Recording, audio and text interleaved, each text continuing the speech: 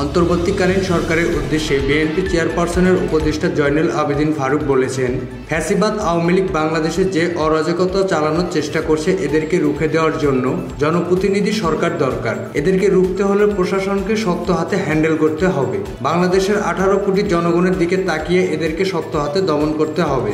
শনিবার রাজধানীর জাতীয় প্রেস ক্লাবের সামনে গণতান্ত্রিক পার্টির উদ্যোগে নির্বাচনের রোডম্যাপ ঘোষণার দাবিতে এক সংক্ষিপ্ত সমাবেশে তিনি এসব কথা বলেন।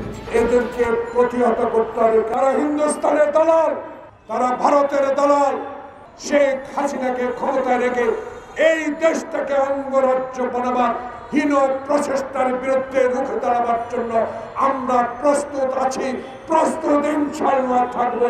কেউ আমাদেরকে দমাতে পারবে না। জয়নুল আবেদিন ফারুক বলেন, আওয়ামী লীগ সবসময় ভারতের দালালি করেছে, বাংলাদেশকে ভারতের অঙ্গরাজ্য বানানোর চেষ্টা করেছে। তাদের বিরুদ্ধে রুখে দাঁড়ানোর জন্য আমরা প্রস্তুত আছি। যারা ভারতের দালাল তাদেরকে শক্ত হতে দমন করতে হবে। যারা শেখ হাসিনাকে ক্ষমতায় রাখার জন্য চেষ্টা করেছে তারা দেশের বিভিন্ন আনাচে কানাচে থেকে বিভিন্ন দাবি নিয়ে আন্দোলন করছে এবং ডক্টর ইউনূসের কাছে দাবিও জানাচ্ছে। ছাত্রলীগ যুবলীগ রিস্কাওয়ালা হয়ে আসছে, আবার শুনি সচিবালয়ে আওয়ামী লীগের দোসর একত্রিত হওয়ার চেষ্টা করছে।